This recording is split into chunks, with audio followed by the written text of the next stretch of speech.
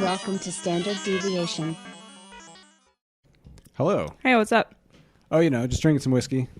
Oh, it's going to be that kind of podcast. It is. And I just realized I don't know how to open this bottle with one hand. I'm sure I can do it. It's just a cork. Should be pretty straightforward. It's kind of challenging. No, I get it. Yeah, I've been watching Deadwood. Oh, yeah? Yeah, and it's inspired me to drink whiskey, as if I need an excuse to drink whiskey. Have you been watching Deadwood since I met you? Yeah, I have. Not consistently, though. You know, it's funny. Deadwood is a show. It was, for those who don't know, including you probably, it was an HBO show from the early aughts, I think. My mom loves it. Yeah? Yeah. Yeah, a lot of people love it. And HBO is kind of known for making really good series. They made, I think The Wire and Deadwood were both on at the same time, which is just Sounds phenomenal. about right, yeah. And in general, anytime HBO has a series like You said early aughts? I think so. So it was like also 6 Feet Under. Oh yeah, that was on HBO. Yep. Yeah. Yeah, I remember the intro was very HBO-y. Oh yeah. You can always tell by the intro. Yeah. I don't they had like the same vibe. Yeah, a lot of them I just really don't like. Like the Deadwood intro, man, it's hard to stomach. Honestly, it's fucking fiddles and shit. It's just corny fiddle music.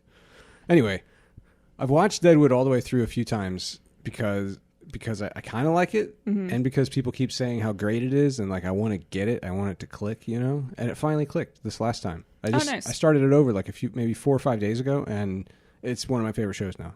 It's just weird. I don't know why. I've seriously seen the first couple seasons. There's only 3 seasons, and I've seen the first 2 probably 5 times, and it just this last time is when it finally made sense to me, and it just all came together. Yeah, I saw the first episode. That was it. Yeah, you didn't made like me it. watch it. Yeah. Old-timey stuff. Yeah. I don't know what it was. I think it actually might be that thing you and I have talked about where our attention span has gotten so bad that watching an episode of a show without like checking my phone or something is almost impossible, or it was for me. Yeah. And I think it still is for you. Oh, yeah. I think that's why I never got into the show, because for years now I've been stuck just like compulsively checking my phone or checking email or something. And you have to actually watch a lot of shows. A lot of the better shows, the reason they're so highly rated and people like them so much is because they're intricate. Yeah. But that also means if you don't pay attention, You can miss the subtle, important detail. Yeah, to the point that by the end of one episode, so much has snowballed out of your periphery that you don't even know what the fucking show's about. Yeah. I think that's what it was for me, is I would see all this stuff and I'm like, this is silly. This is too random. It's too chaotic. And then, but really, no. So what you're saying is, once you actually watched the show, you liked it. Yes, it's not a show to just kind of like casually have on. There's not many shows like that. No, that's true. And also, there's a lot of shows that like that are like that, but they do like a slightly better job of catching your attention repeatedly. This show, when it catches your attention, it's usually something gross, like a really aggressive, disgusting blowjob or something, or just vulgarity that's just like. It seems really unrealistic vulgarity. Like it's so over the top that it's like it's cringy a little bit. Gratuitous. Yeah. Or just like there's like a fist fight every now and then. It's like, oh, it's cool, a fist fight. But then what is the show about? Like what is it really about? It turns out it's mostly true. It's mostly a true story about Deadwood. I think it became Montana, but at the time it wasn't in a state.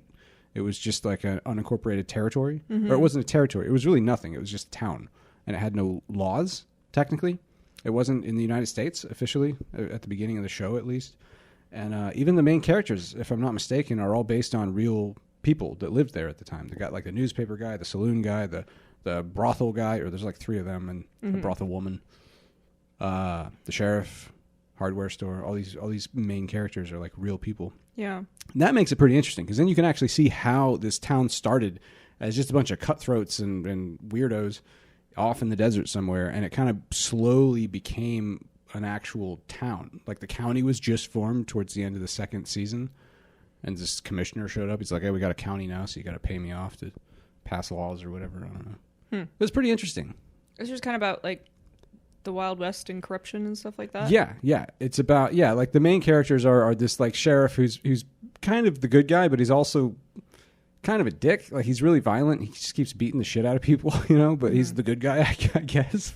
Sort of anti-hero. Yeah, very much so. And then there's Al Swearingen, who's a lot of people's favorite character, who's another, I guess he's an antagonist, I would say, but he's not a villain. He's just like there kind of as a foil, but also he's sort of a main character. He's also kind of an anti-hero himself. I mean, really, I think he probably gets a lot more screen time than the sheriff, to be honest, probably by like 300%, I would say. He's in like almost every scene.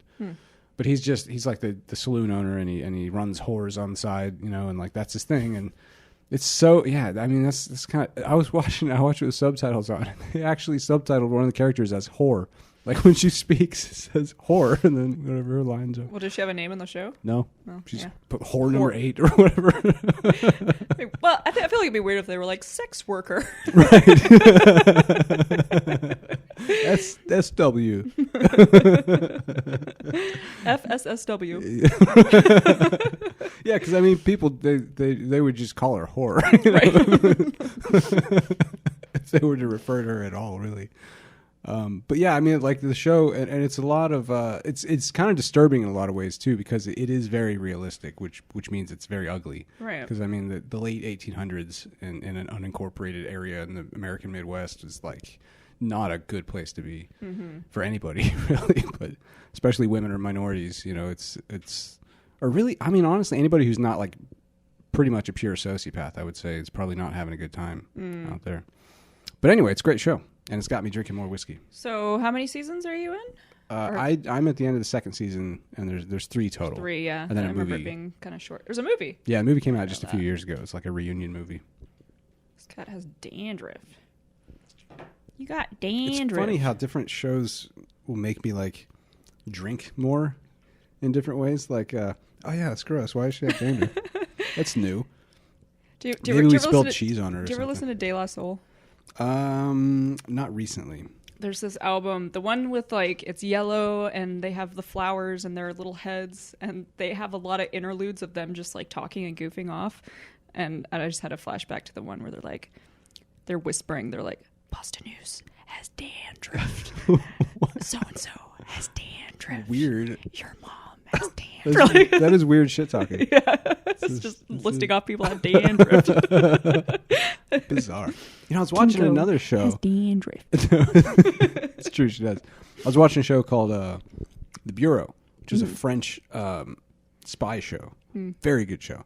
And I noticed this one character had like dandruff all over his blazer, and I was like, it was like beard dandruff or something. I was thinking like, wow, it's kind of sloppy of like the production crew, But then another character had dandruff, and like one of the other characters came in and commented on their dandruff. This was intentional, I guess, but then it was a different character. So then I'm wondering, like, are they deliberately just like putting dandruff on different characters and not mentioning it, or is it really good production just have or really dandruff bad? problems Exactly. and they're adding in the lines? Oh, I hadn't thought about that, or maybe both. Like we gotta make this sound normal. Maybe they put dandruff on one, and then the other one just guy just has dandruff, So was it relevant at all, or just like kind of a comment? Not in the first one. In the second one, yeah, it was. Yeah, because he was tired, he wasn't bathing enough or something. I don't know, because he was a handler for a spy, and the spy went missing. And so this guy's just been like freaking out for months trying to find the spy, because he's probably getting tortured to death if he's not already dead somewhere. It's a pretty interesting show. There's not much action. What's it called? It's called The Bureau. The Bureau. Yeah, I watched it. You were in the room when I watched it once, and it does not mean I was watching it. No, you were not watching it. What's funny is that it was the second spy show I watched that day, and you couldn't even tell the difference. You thought I was just watching the same show. I think I remember that. It's weird because both of them. The other one was called. I always forget what it's called. I can't remember, but it's like a quasi sci-fi spy show. It's about the spy who, in his building, there's a portal to a parallel dimension, like an alternate universe where everybody's double lives. Mm-hmm. And people just kind of like go back and forth, and it's like a weird kind of intrigue. Anyway, both of them are really like slow and kind of heavy mooded. So like they kind of feel like the same show. And it's weird because you would think a spy show would be kind of engaging and exciting. Right. But I kind of like that they're not, because it's like the anti-James Bond. It's like people in an office building, like sorting through papers and talking to middle management about this weird new, problem they have with somebody who's off camera for 90% of the show, who's missing. It's kind of, I don't know if I just like that. It's like a masochistic, like, yes, I'm sophisticated for watching this, because there's no action. Or if I'm so intellectual, the show sucks. Yeah, I can watch shows that suck. That's how smart I am. Or if it really is good, I don't know. I think it very, very much depends on my mood, Yeah. Anyway, shows make me drink more. Game of Thrones made me start drinking a lot of wine. Out of a goblet? No, it's not a thing. Oh. A goblet? Goblet. I didn't have any goblets. I should have gotten a goblet. Should have gotten a goblet. Wow. You know, I had a stein once that was made of silver. It was a Like gift. real silver? Yeah, Wow. and Was it heavy? no, it was really light. It may have been just silver plated. Yeah, probably. I don't know though, because it never chipped or anything. It seemed anyway. Get this: I drank out of it for a while before discovering that you're not supposed to drink out of silver at all. Really, it's So quite. why did toxic. they make a cup? Right, it's decorative, but it doesn't say that on it in big letters anywhere. So It's kind of like how this most is good. dildos are like they say novelty only because Right. you really shouldn't be putting that shit. Yeah, inside whatever you do, yourself. don't put it inside yourself. Yeah, whatever you do with this mug, don't drink out of it. Yeah. I drank so much beer out of that thing for like 6 months. I may have gotten permanent brain damage or something. I don't know. Who knows?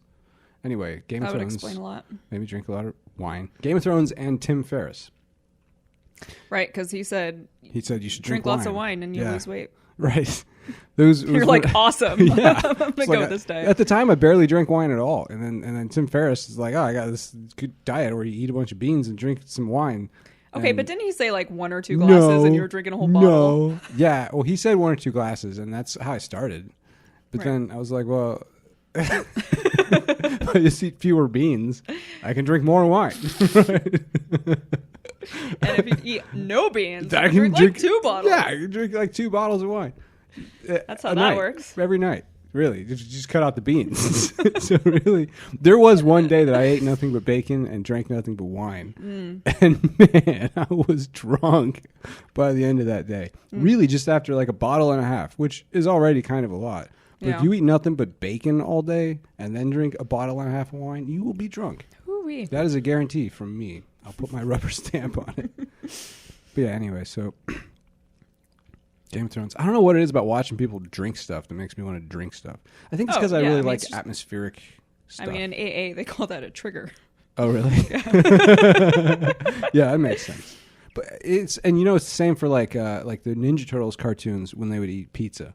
I would always just have to eat pizza. Oh, well, the cartoon pizza looks amazing. yeah, especially all Ninja gooey Turtles. and, Yeah, they like- pick it up and it's always like dripping down like 8 inches. Yeah, no and- marinara sauce. like, Yeah, just cheese, melty cheese on crust. I hate too much marinara sauce. Yeah. Well, I mean, I feel like marinara is like Like, give me like the a least thin- important Yeah. part. Yeah. Like, I don't know why people dip breadsticks in marinara. It's like, no, just cheese Well, I mean, and I garlic. like marinara, but it's I don't like definitely it. out of all those. Like when I eat keto pizza, well, I call it keto pizza. It's just cheese. And hold on, I It's didn't. just a finish. melted bowl of there's- cheese. There's more than cheese. I just started laughing before I even finished. But I mean, if you just don't add pepperoni, it's still pizza, which means I guess really just cheese is kind of like keto pizza. But no, it's cheese with pepperonis Mm-hmm. and then Parmesan. Just microwaved, and then. But lately, Oh, I've been but I also lately have been melting butter and adding parsley and garlic to it to like.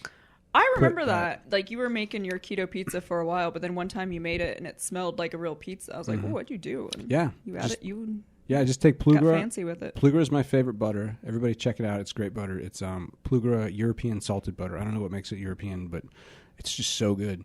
But just melt some of that, and then just like sprinkle some garlic salt or just garlic powder, and then a little bit of parsley because it's already salted, so you don't really need the garlic salt. But just any garlic source, and really even without parsley, just add garlic. Honestly, it's like 3 times as good. And then I would just like pour that on the melted cheese and pepperonis and Parmesan. Or just like dip it in there or whatever. And it's super good.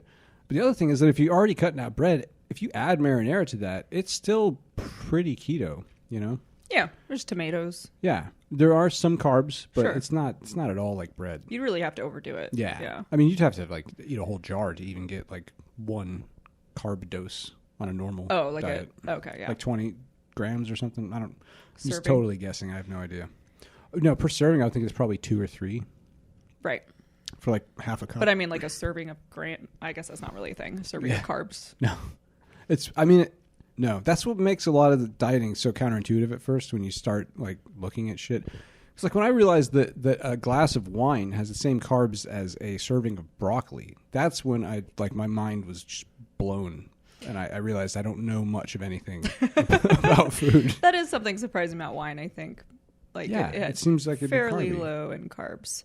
Yeah, and you would think broccoli would be like no carbs, but they're both 4 grams of carbs. All fruits and vegetables have some carbs. So if you just cut out all the broccoli from your diet, you can drink all the wine you want. That's how that works, people.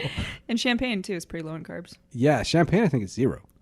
I think champagne is I don't know if it's 0. I'm pretty sure because I know that when I lived in New York, I switched slowly to just drinking champagne instead of like anything else. You're retarded. And sometimes I would I started as mimosas just because I love them, but there's a lot of sugar, because it's orange juice.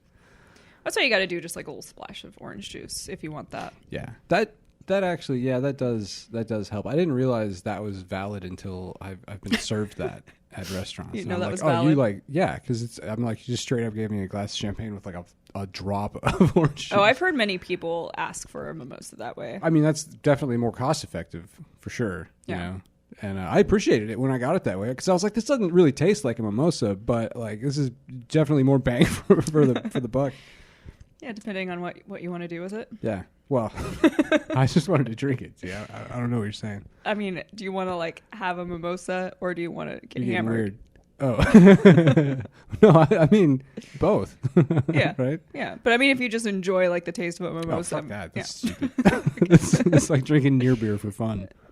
You know? Near oh, beer. man. Tastes so good. All right.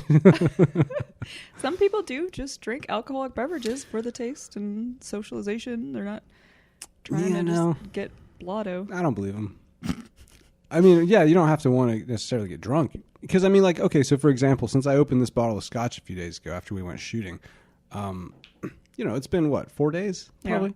And I've just had, like, a steady, like, kind of... I haven't gotten drunk at all from this bottle. But, so that's, like, valid. But at the same time, I wouldn't drink scotch that was alcohol-free. Yeah. No. Yeah. So, even for the taste. Like, it doesn't... Is that a thing? Is that something psychopaths buy? Probably not. Alcohol is scotch? Yeah, that was... Just lick an ashtray. Right. And, like, I feel the same way about beer. Like, yeah, I like the taste of beer in the context that it has alcohol in it. Right.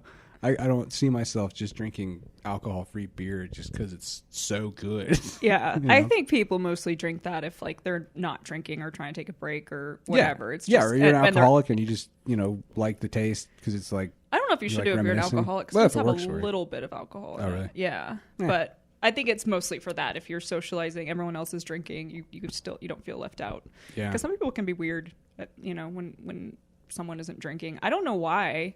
Yeah. That always bothers me. Like the if pressure. If someone's not drinking and they're like, oh, I'm not drinking, like respect just that. Let them not drink. Yeah. I think it's so weird when people like try and push alcohol. It's like, you don't know why they're not drinking. Right. They might have a good reason. Yeah. They might have a problem. And even if they don't, like they don't want to, so leave them alone. Right. Yeah. It is weird encountering peer pressure as an adult. Yeah. And like, it's so out of context, like. Yeah, I knew this girl who was like a DJ and went to parties and had like a really kind of big, lively personality. And she never drank. She just like, I'm not sure why exactly. I don't know if it was just one of those she never drank or did and stopped or what. But she just wasn't a drinker.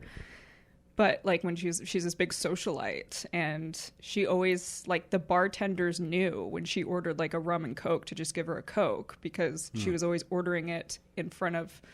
I don't know, some guys that were trying to like socialize with her because they would give her shit if she didn't if she wasn't drinking alcohol. Wow. So she'd always say rum and Coke and they knew just to give her a Coke. Interesting. Yeah. And she didn't need it. Like she already had just a lively, fun personality. She didn't need to loosen up or anything. Yeah. Was she an alcoholic? I forget. I don't think so. I don't remember though. I think she just wasn't she didn't like drinking. So, yeah. Yeah. That's fair. That must be weird to not like drinking. Yeah. I mean, occasionally I don't like it, but it's pretty rare, that I'm like drinking and I'm like, nah.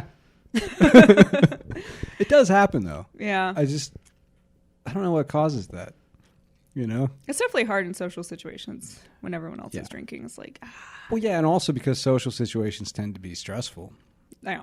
And alcohol is really good at diminishing stress. Yeah. And especially if everyone else drinking and they're kind of annoying, you're like, okay, I need to drink to be at this annoying level.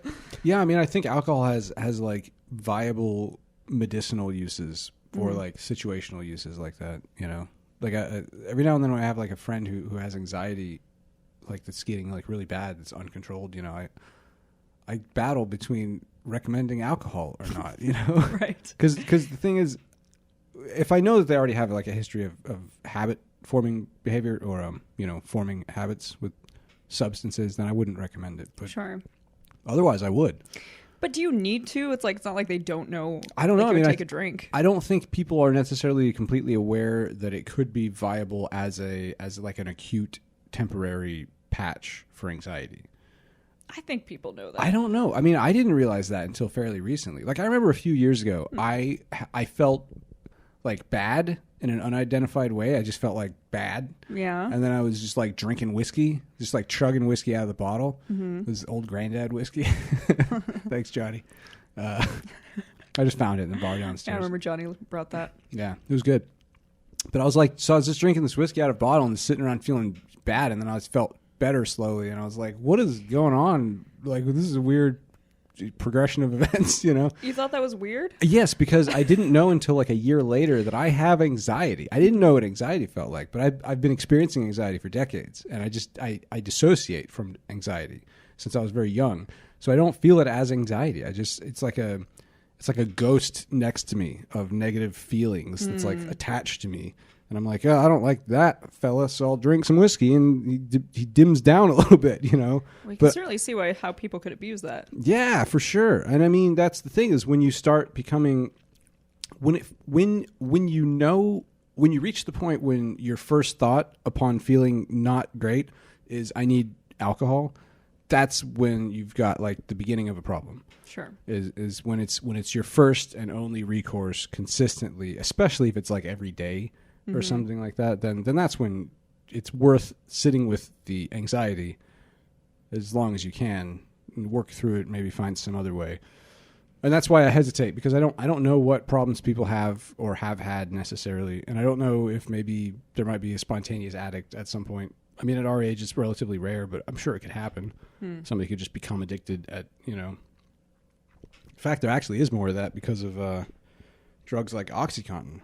There's actually there's a huge uptick in adults becoming addicts, whereas before it would be relatively uncommon for an adult to become addicted to anything harmful, you know. But because of drugs like OxyContin being prescribed by doctors for inappropriate uses, actually is a lot more of that. Well, yeah, OxyContin's like super addictive. I mean, imagine anything. Like if someone, it just seems unlikely when you're an adult to just pick up heroin as opposed to being a kid and maybe being around it, being more susceptible, like being like a 30-year-old who's never done heroin. Like it seems unlikely that person would be persuaded to do it. But if they did, I mean, it seems possible to me that they would just get addicted to it. Yeah, I mean, and it, like the current opioid epidemic in America, including heroin, was brought about by OxyContin and related drugs. Because people would get they'd go in for I don't know, my back hurts, and the doctor would be like, oh, here's OxyContin. And then they'd get cut off at some point from OxyContin, and they'd switch to heroin. Because OxyContin is basically pharmaceutical grade clean heroin. Yeah. Essentially. I mean, I don't know biochemically if it's the same, but they're basically the same thing.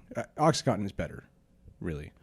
But it all stems from the fact that drug should never be prescribed to anyone who ever needs to quit it. It was designed for terminal cancer patients. Dying of cancer is very painful in lots of ways. And if you're already on the way out and you're suffering a lot, then it makes sense that, start taking OxyContin. Dope them up. Yeah.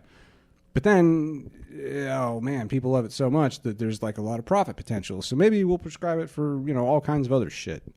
And then you've just created a generation of heroin addicts. Right. That quickly. It's pretty fucked. Yeah, that's a big fucking problem. Yeah.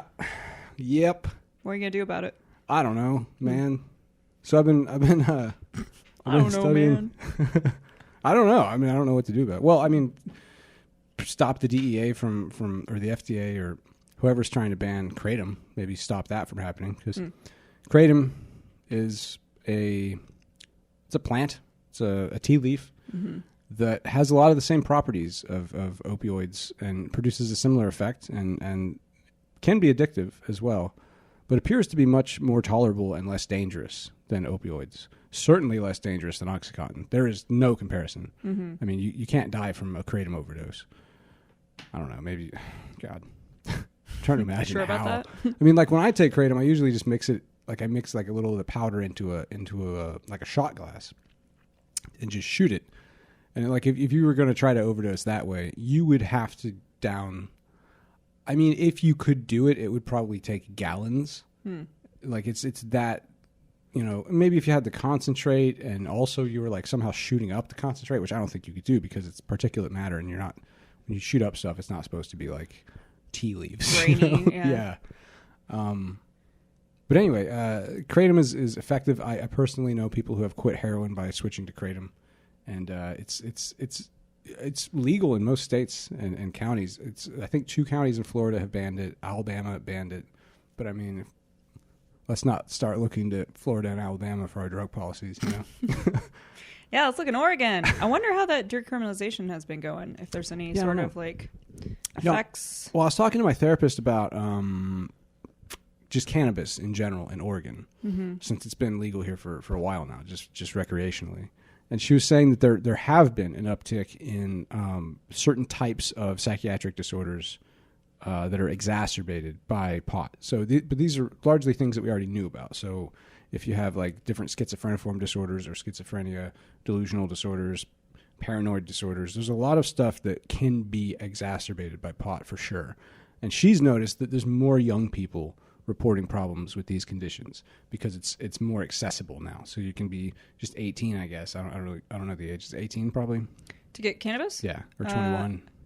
I don't know actually. Either way, it doesn't exactly matter. Because if a 21-year-old can get it, I mean, we used to get it as teenagers from our friends. So like, yeah, I can't imagine how much easier it is now, even if you're underage.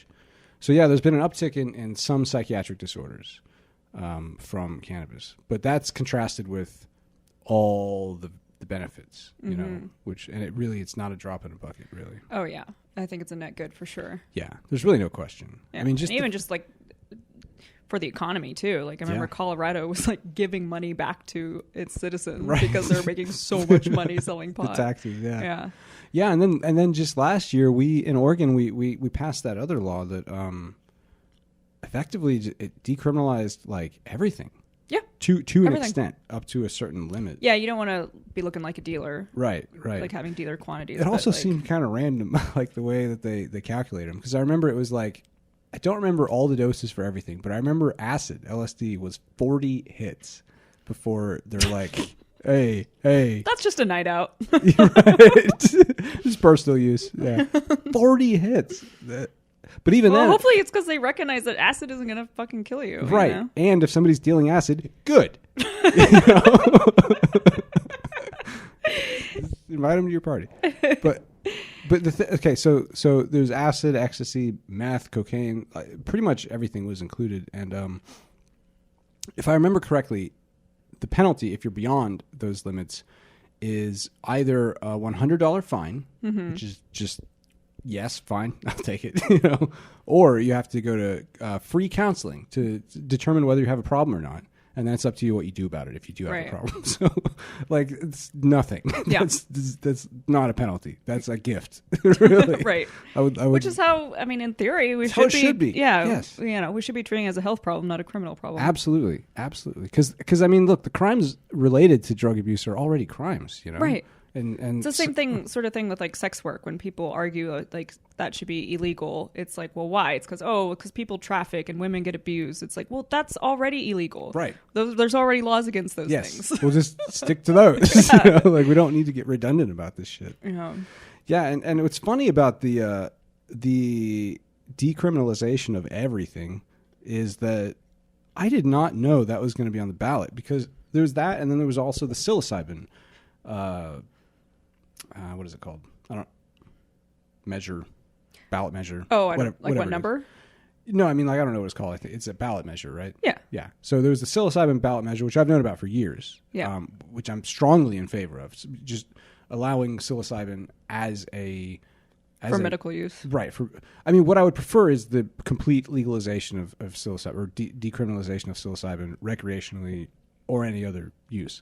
What we actually did was we established psilocybin as a viable mode of psychiatric treatment when under special circumstances. So like a doctor, in the next year or so, a doctor will be able to prescribe it. Not just a doctor, but other types of clinicians will be able to prescribe it under supervision. So they'll give you psilocybin and then give you like a special psychedelic therapy session, which is cool. But also it should be completely legal. Yeah. It should be fine. You should be able to grow your own in your home without risk of reprisal. It grows in cow These things shit, happen for fuck's slowly, sake. though. It's definitely a step in the right direction. I'm pretty optimistic about that. Yeah, I agree. So that one I've known about for years, and I've been tracking it so I can vote for it. But then this other one just kind of snuck in. And even when I was reading the ballot, I didn't completely understand what it was saying. I had to look it up, which I feel like maybe was a good strategy because it like tricked people like on the wrong side of it or something. Because what it said was it will reclassify certain drugs, and it will divert taxes from cannabis to pay for drug counseling. So like whether you're conservative or liberal or what, that sounds kind of good on the surface. Yeah. But reclassifying some drugs was like, well, how? Like, what are you changing, you know? And the fact that they didn't say that, there must be a reason strategically for that. But I looked it up, and all they were doing is decriminalizing these things, which is interesting. Again, I don't know why they put it that way, but it passed. Yeah. And so that's cool. Super cool. Now, I would like to see how that's going. I have no idea. Yeah. Haven't looked into much. We're all vaxxed. Yeah. Yeah. Yeah. Start going out into the world, which I have. Yeah, I've been thinking about it. Little weekend trips here and there. Yeah, I've been thinking about just going to like local bars and coffee shops and stuff. Mostly bars because I've been. Because you have a lot of anxiety. Yeah, no, because I've started doing a lot of freelance writing, and when I reach like halfway through my writing day, and I'm like, I hate this now. You know, like the first half is like, oh, it's kind of fun. Whatever. But then the second half is like, I can't stand this. It's terrible. It's torture. You know, realistically, it's not. It's great. As far as work goes, writing is a great way to work. But, yeah, just going to like a bar and doing it would really help. You know, just have like a gin and tonic and maybe shoot some zombies in an arcade game. Anyway. Well, you got a lot to choose from. Yeah. Yeah, we're pretty close to a lot of places. Yeah. There's a lot of bars in just Portland in general, and then we're close to some pretty cool ones, too. And since I don't have access to laser tag necessarily without a team, it's like the next best thing, really. You know, But what does laser tag have to do with writing? because I get to play arcade games when I'm at the bar. I would only go to bars that have arcade games, obviously, with like guns. Laser tag is an arcade game. No, but I'm saying since I don't have access to laser tag, having arcade games in my immediate vicinity would be a But nice. would you go Would to I play the laser arcade tag? games while I'm writing? No. Would you go do laser tag while you're writing? Oh no! Okay. No, I just jumped ahead. I skipped, Okay. I That's skipped. where you're confusing me. Yeah. No, because it turns out like I'm To a barrel I'm- roll. And like write something down. You don't do barrel rolls in laser tag. I don't know. Jesus Christ! What That's do you do? Star Fox. Duck? I Doesn't don't. sound as cool. I don't duck. Oh God, I want to tell everybody my methods. I'm back to that problem again, where like every time we talk about laser tag, I want to tell everybody how I got so good at it in like 1 hour. And give away your secrets. Yeah, but then give away my secrets. I just gave one away. I don't duck. The first game I played, I ducked. He doesn't do barrel rolls. I don't do barrel rolls. No, I feel like if you play laser tag, you should already know that you don't do barrel rolls. If you're doing barrel rolls in laser tag, if you're winning, send me your email. I want to know. I want to interrogate you about how you're pulling that off. But otherwise, There's just knock probably it off. YouTube videos on it. About barrel rolls. Yeah. In laser tag. No, just strategies in laser tag in general. Because I'm sure it's not. I don't. From, Yeah, like, but I don't paintball. care about normal people. I want to hear about the people who are doing barrel rolls and winning. I have a confession. I don't know what a barrel roll is. Oh, really? Yeah. It's when you're in an airplane and you spin completely over. Oh, so it's not a person thing. No. Oh. So, by the way, if you type do a barrel roll into Google, have I showed you this? Well, that's the G.I. Joe thing, right? No. Oh, okay. What is that? Oh, there were these like G.I. Joe videos where people like someone dubbed over it, and there were memes like one of the early memes, and it was like this G.I. Joe, and he's like, do a barrel roll. Right. No, it's originally from Star Fox, so that's where that came from. But no, if you tell Google to do a barrel roll, the whole screen will actually spin around in a circle. It's pretty cool. It's one of the little Easter eggs Google has planted. Ooh, did I show you that Fresh Prince one? I don't think so. Oh, I forgot what you put in, but like you put in something related to like Fresh Prince, and the whole screen turns 90s. It goes to like the 90s mode, and then that's a good one. Cool. I don't know about that one. I wish I could remember what you typed, but whatever. No, what was I? Barrel roll. Laser tag? forgot. What? Laser tag? Yeah, and laser tag. So actually, you mentioned ducking, right? I don't duck anymore. Partly because the way it works is that you're wearing a target on your chest and your back. So even if you duck, if somebody's aiming at you, like you'd have to duck fast, to get out of the way. But one of the things I just changed. Turn to the side? No. Oh. Probably not. I don't know. Maybe. Actually, that's worth trying. It's worth experimenting with. I did not try that. But one of the things is, okay, so the first round I played laser tag, I got so exhausted so quickly that I realized if I'm going to keep playing, I have to change something. And the most exhausting thing I was doing was crouching and standing constantly. It's like doing squats while you're also like hyperventilating from adrenaline. You're just going to get exhausted super fast. So I stopped squatting and standing. I just stood. I didn't duck. I didn't do any of that. I did start like ducking around corners, but as far as vertically speaking, I just kind of stood upright, and just thought more about the corners and alleys and stuff. Also, I was watching this guy came in at one point. One of the employees came in and just started annihilating everyone. So I watched that guy for like 30 seconds and then copied him. So that helped, actually. I beat him. Oh, nice. I beat that guy. So you learned his methods and then you beat him. Yeah, he was like a quarter of my advancement. I owe to that guy. Because one of the things he was doing is he literally looked like the Terminator, where he was just like standing upright, walking really slowly, super calm, barely blinked, and just kind of was like shooting everybody. So I'm like, all right, well, there's something there, I would have not thought much of that if not for the fact that he was also doing really well. So I incorporated that as well. But God, I can't keep. I do though. I want to write like a monograph, just like a little essay about here's how to get super good at laser tag very quickly. Well, you should do that, and then like maybe you'll get it out of your system. Yeah, but and then just like burn it or something. But then what if I go to the local laser tag gym or whatever, and there's like people who are like passing around my essay? No, you don't give it to anyone. Yeah, but I gotta publish it if I'm gonna. Oh. Well, I guess I could put it in my will, like, dear world, if I die before ever. I wonder how this works though with competitive games, because like first of all, if enough people play, then it will not matter whether I share my tips because other people will figure out the same stuff.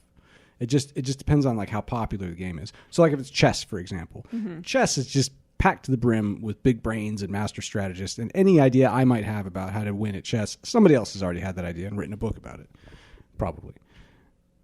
But laser tag, I feel like it's a special use case that's like small enough maybe that really maybe there's not all that many brilliant ideas about how to win. Maybe. I'll probably just... You should look up like how other people do it and see if you're not just doing very obvious things that... I should do that. Well, I mean, I played against like my coworkers, probably like, I don't know, a dozen people, and I just beat the shit out of all of them, like by a long shot, Were they experienced laser taggers? I don't know, but that was my first time. So even if they were, or if they were or weren't really... Well, what I mean is, like, if they weren't, I and then like slaughtered you picked it up quickly, like maybe if you look up on YouTube like strategies for laser tag, you might find that those are pretty common strategies that you're using. Yeah, I do want to look that up now. Yeah. I bet they're not. I bet they're not. You're so cocky. One of the strategies, though, it did kind of depend on the rest of the team or some component of the rest of the team doing something that I wasn't doing. In other words, if everybody was taking my exact approach, we would have been probably at a stalemate. I don't think the other team would have scored against us, but I don't think we would have scored against them either, because I adopted a purely defensive posture for the last two games. And even as on defense, I just completely wiped out the other team. Oh, shit. It was crazy, the kills I got. It was, probably twice what the other team had. Damn. Yeah. I want to tell everybody. I'm just going to tell everybody. You're going to tell everyone now? Yeah, I'm going to tell everybody now. All right, go ahead. Nobody cares. That's the funniest thing about this is that I've been like 2 or 3 years I've been thinking about, like, should I tell everybody? Should I share my laser tag secrets with the world, or should I just keep it close to the point where my eyes glaze over? Nobody gives a fuck. If you're excited right now that I'm about to reveal my secrets, I want you to write in, because this is really embarrassing to care this much. Go on. All right. Round one, I did very poorly. So there's about probably, I don't know, like 14 to 20 people. I can't really remember how many people there were. There was over a dozen. And I was like third from last. So I did very poorly the first round. And I was really tired. So I decided to stop being really tired by stop crouching. Then in between in the break, I went through my head, through my memories, and I was trying to remember, like, okay, what do skilled gunmen look like in my head? So I went through like documentaries and movies and TV shows, kind of picked out the ones that made sense. And one of the things they did was they stood mostly upright. Maybe their knees were a little bent, but they were mostly upright, and they had their guns really close to their face. So like they were almost aimed down their sight 100% of the time. Okay. So like if they went around a corner, they didn't have to like pull their gun up to shoot. Makes They sense. already had it like close to their face. So I started doing that. And that by itself increased my accuracy by like, I think 10 to 15%, something like that. And I wasn't tired after the round after that. The other thing I did differently was, this was probably the biggest thing, is that instead of going out venturing to the other side of the map to score points or attack the base, it was kind of like a capture the flag thing. You had to like maintain a certain number of shots on the opponent's light bulb thing. Instead of doing that, I just picked a spot and I started stalking left and right, protecting a certain territory, which was just directly in front of our flag. So in other words, it was a rectangular room, and rather than going back and forth across the long ways of the rectangle, in and out of danger and weird, unfamiliar places, I just stalked left and right across our end of the rectangle to defend our dome. And in that process, I quickly figured out all the safe spots to hide, how quickly to come around each corner, how to shoot people from cover, how to shoot around corners to hit them behind cover. You figured that out just by going back and forth in one area? Yeah, because that one area was so simple compared to flipping it around, doubling the distance, and then adding in all the different people you encounter along the way. But how does going back and forth tell you how quickly to turn a corner somewhere else? Going back and forth doesn't, but being only in one isolated area so long, I just learned all the in and outs of it. So all the little corners and niches, they all became just kind of my stomping grounds, you know, because it's a pretty narrow, small little area. And tactically speaking, nobody was expecting one person to be stalking left and right constantly in the same spot, defending their base. Everyone else was just erratically running everywhere. And that's kind of the fun of it. I guess, yeah, until you realize you're losing and exhausted, right? Right. So then by the end of the third game, I was in the lead by like 30, I think 30 points or 30% accuracy. I don't know. But I easily skyrocketed to first place from near last place just with those few steps. Yeah. You heard it here first. Fuck. You heard it here first, folks. Yeah. And if I had to like summarize exactly how any of that worked out the way it did, I don't know. Wow, that's pretty simple. I was expecting more. No. Wait, is there more? Well, no, it's just to sum it up. Number one, try not to exhaust yourself by crouching too much. Number two, keep your gun mostly aimed, because at any split second you could be facing an enemy. Right. And three, pick a territory. Now, 3 is the one that only works if the rest of your team is not doing it, because you actually have to score points. And not, well, we were doing like a capture the flag, so just killing people isn't enough. If just killing people was enough, just getting points from shooting people, then the whole team could do what I did, and it would be unstoppable. But since we had to actually shoot the enemy base, my method only worked at the team level because others on my team were attacking the enemy base. Otherwise, we never would have been beat, but it would have been a stalemate in the end because nobody would score on us. Oh, wow. If we had 8 people doing what I was doing at staggered intervals, they wouldn't even. Yeah. They wouldn't even come close. Wow. What are you going to do with your life now that your secrets are out? Delete this episode. Man, we should go. We should go do laser tag. Well, we have a friend that's doing laser tag. Do we? Yeah. Who? You know, for her birthday, our friend, next month. You're invited. No, I don't know what you're talking about. Oh, I know the friend. Yeah. She's doing laser tag? Yeah, there's a day of doing laser tag. Oh, my God. Yeah. I got to go to that. Yeah. A whole day?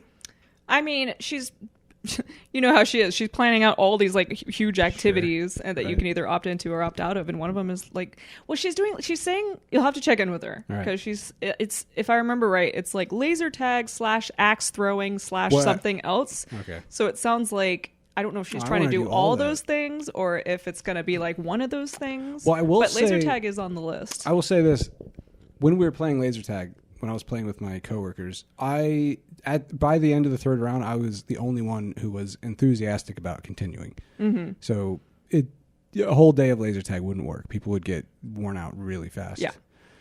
I mean, really, 3 rounds of like 15 minutes each is like, that's... Well, there's no reason you can't just like stay there and fight By lasers myself. with... Well, I mean, don't other people come in and you can just play with strangers? Yeah, it depends on what you... Like if you book a team event, then no. Yeah. But, whatever. Well, check in with her. It's on the list. Yeah, because I would like to do axe throwing too. That sounds fun. Yeah. Toss some axes. Toss some axes. I would do it like this. Is that your method? It's my opening strategy. Here's the thing, guys, though. There's a 3-part strategy. I can't tell you the rest of it. No, I haven't worked out my axe throwing strategy. I have no business throwing axes. Axe throwing and knife throwing, I'm always confused about, like, how is it that... Like, how do you know that you're not just going to hit them with the butt, you know? Like, how do you know it's not the handle that's going to be spinning? And I think sometimes it is. I think that's the... Yeah, but never in the movies. Well, that's not going to make the cut. And I'm sure there's a way to do it. You're supposed to do it. I mean, well, actually there is, because of the tumble. Like, if you throw a knife straight without tumbling, the thing is it only works at, like, short distances to do it that way because it will tumble or just it'll hit the ground. But, you know, the ones where they, like, throw it like a ninja star and it's, like, spinning end over end. There's, like, special knives for that, right? Like throwing knives? There are special knives. Probably, like, for weighted throwing. in a certain way. I would imagine. To not tumble. I guess I'm saying, like, once you're tumbling, like once you bought into the tumble ethos, the tumble ethos. then you're just like, you might just throw it. You're like, oh, this is definitely a kill shot. Then you wait for it to hit, and there's just thunk. It's just like the handle hits somebody in the head, you know, and it's not a kill shot. That's Well, what I'm yeah. saying. I mean, that's why it's a challenging skill. If it just always hit with the blade. Well, then... no, but there's a difference between challenging and chaotic. You don't want chaos in your game, you know? All right, knife throwers and ninjas, write us and tell us how you do it. There's probably some ninjas out there. Yeah. They might be in here right now. Yeah. We would never know. Oh my God, we wouldn't know. We would never know. I don't see any. Are we done? Yeah, I think we're done. Okay. All right. Sorry, I'm a little drunk. Thanks, everyone, for tuning in. Mm-hmm. And send us questions Yes. at standardpodcast.com. And we'll actually answer them. It's been a while since we've answered your questions. Don't. Nope. It's too late. But we will. Yes, we will. We will do that. We will do that. Okay. All right. Bye, guys. Peace. Love you. Gross.